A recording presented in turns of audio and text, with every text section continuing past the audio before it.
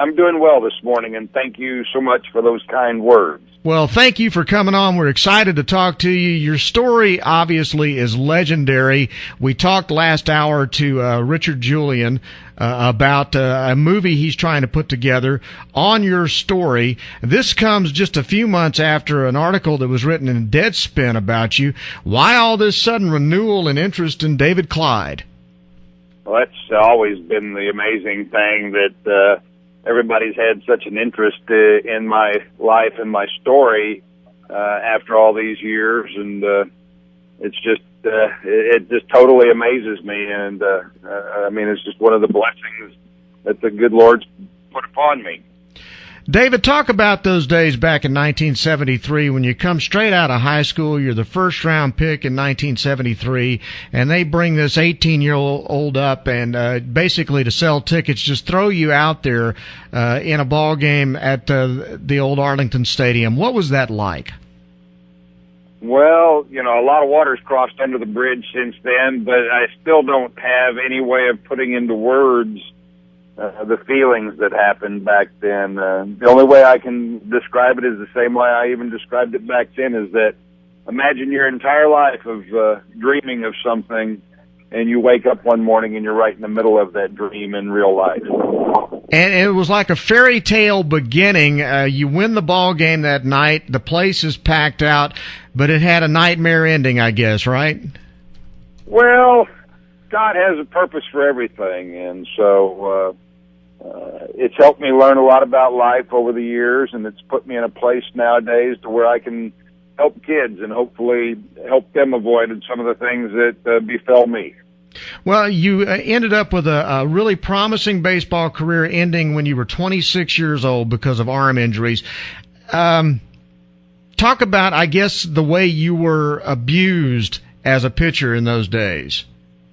Well, I can't say that I was ever abused. I don't know. You know, I would have to say that I was never abused in any way as far as the physical part of it. That I didn't, you know, throw that many innings as a professional or anything. And the arm is a very, very fragile thing. It's like in working with young pitchers nowadays, it's like I tell them, I said, we can throw 100,000 pitches in a row correctly and never have any problem, and then maybe we slip on the mound or we have a little flaw in our mechanics on one pitch, and it causes all sorts of things to go wrong in the body at that point. One of the things that struck me in the article I read in Deadspin was the fact that you don't have any bitterness about this situation. Did you ever have bitterness about it? Nah, I mean, you know, you always not look back on things, but when I first retired, you know, I began to wonder, you know, why did certain things happen? And but like I said, God has a purpose for everything. So it's led me to where I am in my life today, to where I can, you know, help, like I said, help people hopefully avoid a lot of the things that I said before. Were you aware at the time that you were pitching that there was such what seemed to be a tug of war going on behind the scenes between Bob Short and Billy Martin, who apparently did not want you pitching? What do you recall about that situation? I was very aware of that at the time, even to the point that I had told my dad when I was getting ready for spring training in 1975, if I ever had to relive a year like I did in 1974, that I would give up baseball. That was not a fun time in my life. I just wanted to pitch, and I had pitched quite a bit my entire life and was used to going out there and taking the ball in my regular turn. And in 1974, a lot of things conspired that wasn't the case. And I even considered at times going to the front office and saying, hey, send me down, I want to pitch. But I stopped short of that because I didn't want the front office to think that I couldn't do that. And I didn't want them to feel like my asking to go to the minor leagues was a submission that I couldn't do it. What was your relationship like with Billy Martin back in that time? I don't know that we had a relationship. You know, it was a different time. I was 19 years old. I was still under the premise that my coaches and people had my best interests at heart, and you didn't question your high school coach or your college coach at that time in history. And so don't know that you even question them today.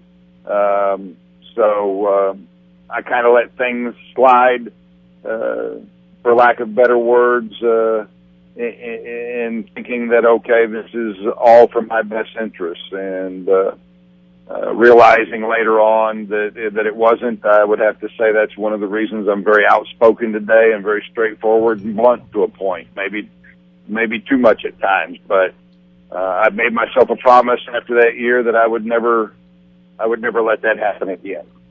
So what are the lessons that you learned, and what are the lessons that you pass on to kids now, other than obviously a lot of this stuff is just in God's control, but beyond that, what are the lessons that you've learned?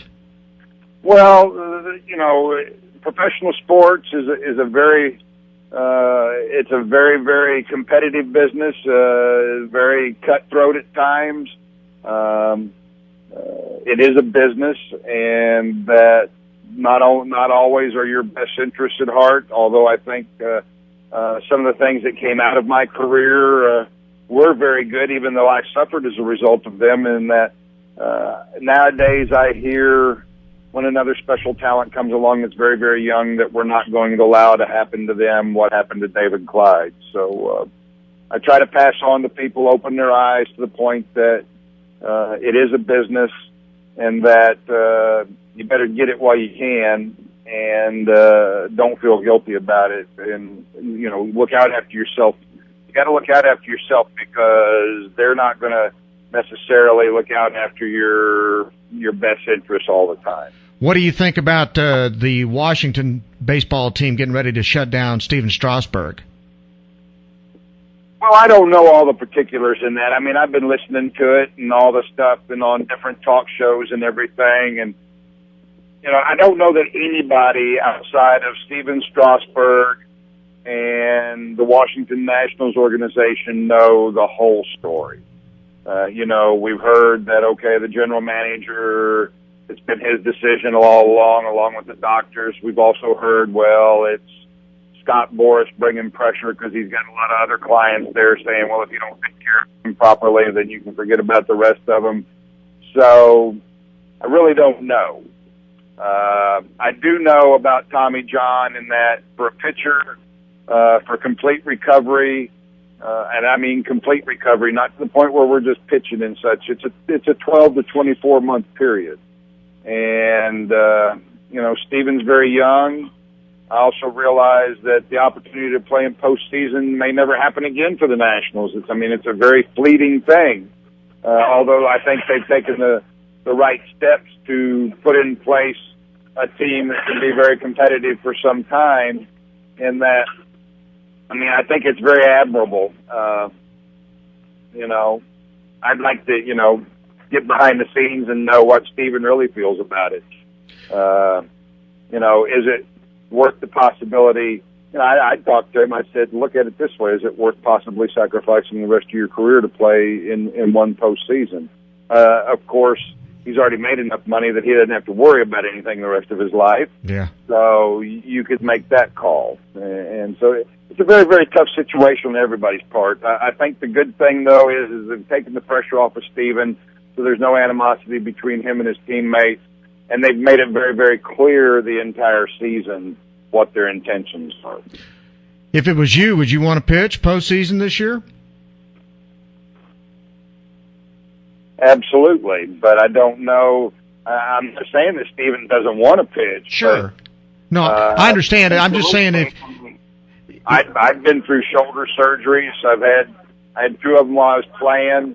I know what it takes to come back, and back then it was a good 2 year for complete recovery. A year off, and then a year of kind of learning how to pitch again, and then after that 2 year period, you were kind of back to where possibly you were before. That's a very, I don't know if I go up there and insist. A lot of things. I mean, if it was the Miracle Mets of '69, I might insist because I'd say, well, this may be just God blessing us and maybe never going to happen again. Sure. Now, I understand you want to try to get back into Major League Baseball? I would entertain getting back into the game. I've tried on several occasions over the last few years to get back in the game and in coaching, because believe me, I'm not about to try to pitch again. I totally understand that. And what do you? I'd like to ask Roger, how do you feel the next morning? I don't care how you feel when you're on the mound. How you feel the next morning? Because I know what I felt like even when I was 25. Yeah. And so, but I would love to get back into the game. I would have some mixed feelings about it because I have a lot of young kids here who depend on me. But I would also, looking at it kind of from a selfish point of view, love to have a full pension. From my point of view, if they make the movie, that's great, but I'd really love to see the movie made because of what the Julian brothers have put into it. Who do you want to play you? I have no idea. I have no idea. I mean, wouldn't have the faintest idea nowadays. If it was earlier in life, probably Kevin Costner, because he's done a great job with baseball movies. There you go. That would be that would be good. He might be able to pull it off now. Who knows? Yeah, you never know. Hey, David, we really do appreciate you coming on with us. It's great talking to you. I really admire your whole outlook on this whole situation that happened almost 40 years ago now. It's hard to believe it's been that long.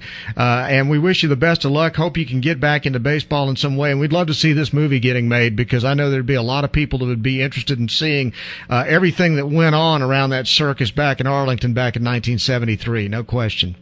Well, I appreciate you taking the time to talk to me. And, I mean, God's been good to me my whole life, and he'll continue to bless me. Well, great blessings to you. Best of luck to you in the coming days, and we hope to talk to you again down the line when this movie gets made, okay? That sounds great. Look forward to it. Sounds great. David Clyde, the former Texas Rangers pitcher, on Bryan Houston Sports Radio Live on 99.3 Talk FM.